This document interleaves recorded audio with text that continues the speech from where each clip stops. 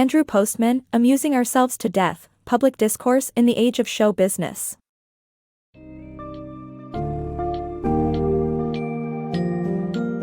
Embark on a journey through the transformation of public discourse and its impact on American society with Amusing Ourselves to Death, Public Discourse in the Age of Show Business by Andrew Postman. In this book summary, discover how new mediums of communication, from written language to television, shape our perceptions of truth and legitimacy. Observe the shift from word-centered discourse to image-centered culture and learn how this change affects public perception through politics, religion, and education. By grasping these concepts, you'll gain a deeper understanding of how the current age of entertainment-driven communication can potentially diminish our society's capacity to think and engage in meaningful discourse.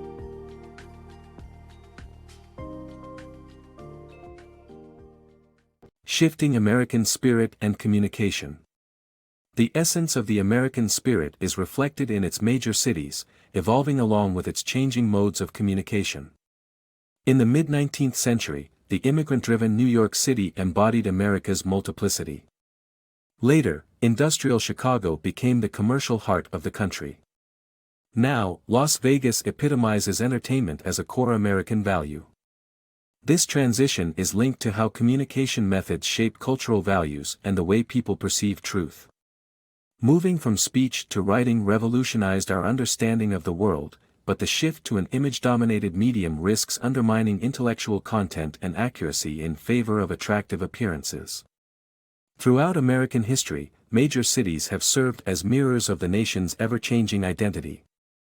In the mid-19th century, New York City emerged as a bustling melting pot, capturing the essence of America's diverse population.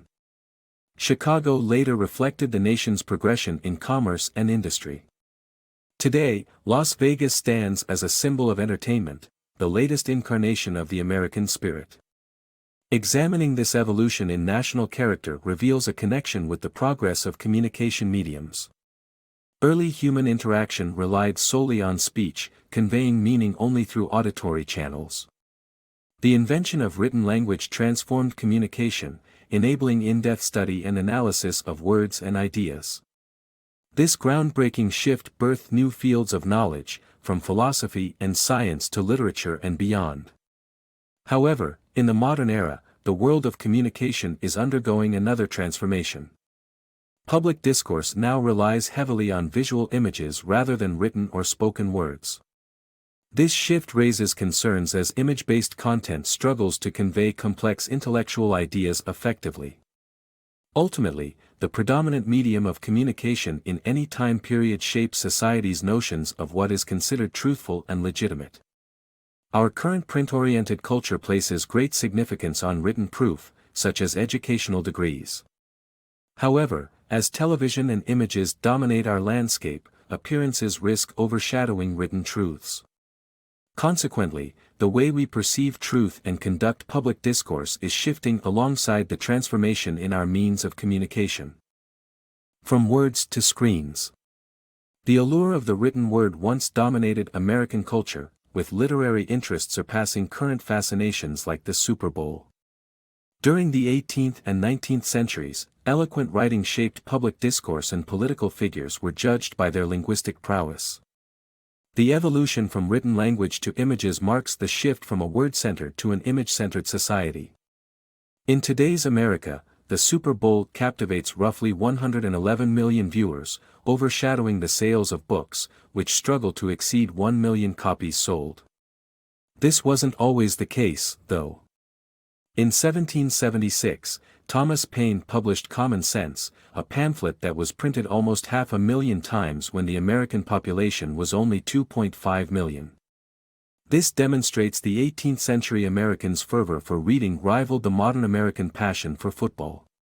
The written word held significant power at the turn of the 19th century when public discourse was dominated by printed text. The emergence of newspapers allowed Americans to participate in national conversations, with widespread literacy and circulation providing an engaged audience. A testament to the importance of eloquent writing can be seen in the speeches of 18th and 19th century politicians. When campaigning for the presidency in 1860, Abraham Lincoln and Stephen A. Douglas delivered speeches often lasting between 3 and 7 hours. Their speeches resembled the style of written language, with elaborate metaphors, subtle irony, and numerous dependent clauses, features rarely found in modern television programs. During these times, the general public was familiar with politicians' writings rather than their images. Between 1789 and 1860, the average citizen would have been unlikely to recognize the president on sight. Politicians were assessed based on their words, the stances they took, and the quality of their arguments. This stark contrast between relying on words and depending on images can be observed in today's society. Our familiarity with public figures now lies in their faces rather than their ideas or writing. The transition from a word-centered culture to an image-centered one has been undeniably remarkable. The Telegraph Revolution. The introduction of telegraphy in the 19th century brought about a groundbreaking shift in the way information was relayed and perceived by the masses. The telegraph revolutionized communication by transmitting information across great distances almost instantaneously, but this came at the cost of losing valuable context and analysis. Telegraphs carried mere snippets of information, lacking the depth and substance found in print media. During the same time, photography emerged and, similar to telegraphy, prioritized visuals over context. Both developments paved the way for the booming age of show business and, eventually, television. Before the mid-19th century, information could only travel as fast as humans could, relying on horses, cars, and trains. Telegraphy changed everything by enabling swift communication over vast distances, revolutionizing the way people engaged with information. However, this innovation had a downside, the loss of context. Henry David Thoreau, the American writer and philosopher, insightfully noted that the telegraph would lead to the transmission of trivial details stripped of their intellectual and social context. This rang true as telegraphs merely conveyed snippets of information, contrasting sharply with the in-depth narratives provided by print media, such as books, pamphlets, and newspapers. Photography appeared around the same era, and it too emphasized visuals over context. Images grabbed attention quickly but could not convey the nuances and implications of the events they captured. Together, the rise of telegraphy and photography laid the groundwork for the age of show business, a culture filled with random, decontextualized information. This trend ultimately culminated in the arrival of television, which continued the prioritization of immediacy in visuals at the cost of rich, contextual information. Consequently, information transformed from a typographical format to a photographic phenomenon. Throughout history, readers believed that what they read was true. This notion has now been replaced by the belief that seeing is believing, even when the truth gets lost amidst the noise. The entertaining essence of television. The essence of television is rooted in entertainment, transforming even the most serious subjects into captivating showcases. Misjudged in its inception as a mere extension of existing technologies like the printing press, television belongs to a different tradition altogether, one that's focused on delivering stimulating and gratifying content. From the news to political debates, everything on TV takes on an entertaining facade to keep the viewer engaged. Commercials further elucidate the dominant medium's inherent absurdity, punctuating grave subject matter with frivolous intermissions. Consequently, television has molded public discourse and created a world where appearance prevails over substance. The invention of the light bulb, automobile, or television, each of these groundbreaking innovations was initially misconstrued as an improved iteration of an existing technology. However, television's true nature inherited from the legacies of telegraphy and photography sets it apart. It is not a medium for serious public discourse. Instead, television is an unstoppable visual carnival of entertainment.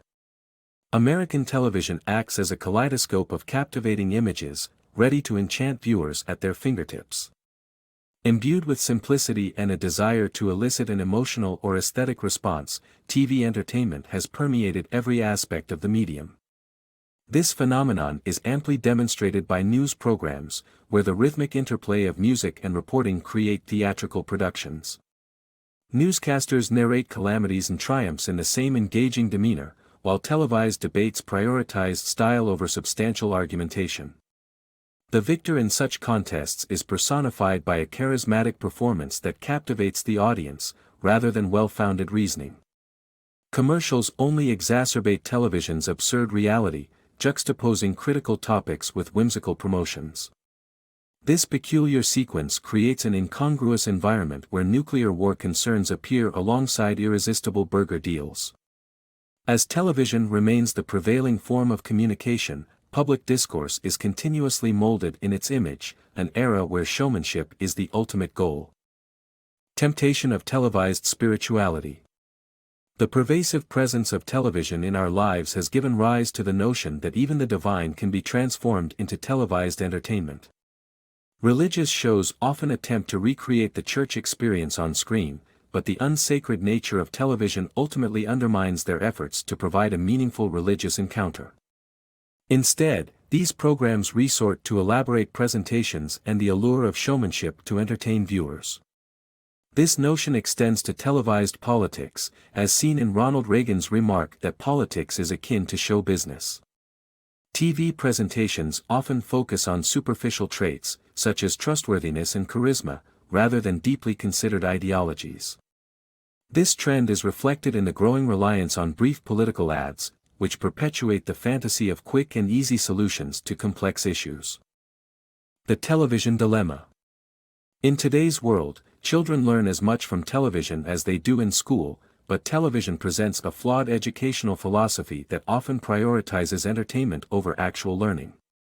Due to its format, television programs are unable to provide continuity, assume immediate understanding, and overlook reasoned discourse.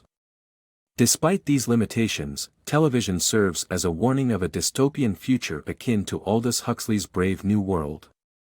To avoid becoming a society controlled by technology, we must recognize and address the negative effects television has on our culture. Television has become such an integral part of our lives that children now learn as much from it as they do in school. Watching television daily, however, may expose us to a flawed educational philosophy that underestimates our cognitive capabilities. 3 significant constraints remain prevalent among all TV programs. Firstly, television removes the crucial aspects of sequence and continuity in education. Without prior knowledge, viewers must understand the content presented to them, meaning that structured learning becomes impractical. For instance, one cannot learn algebra in a single episode without first knowing basic arithmetic. Secondly, television assumes that anyone can instantly comprehend any subject without prior study, memorization, or the persistence it takes to learn. This assumption removes the essential effort needed to truly grasp a concept. Lastly, television reduces any subject to a storyline, neglecting reflection, debate, and the application of reason or logic. Consequently, television abandons effective discourse in favor of entertainment. Despite the seemingly destructive nature of television, it may serve a higher purpose by foreshadowing a dystopian reality. The entertainment it provides mirrors the warning in Aldous Huxley's Brave New World, a world where technology suppresses our ability to think critically, truth is swept aside, and culture is diluted. Awareness of television's harmful effects on society can help us prevent our world from devolving into Huxley's imagined dystopia. Americans must consider how television undermines structured learning and discourse, and strive to protect our intellectual capacities and culture from the consequences of its influence.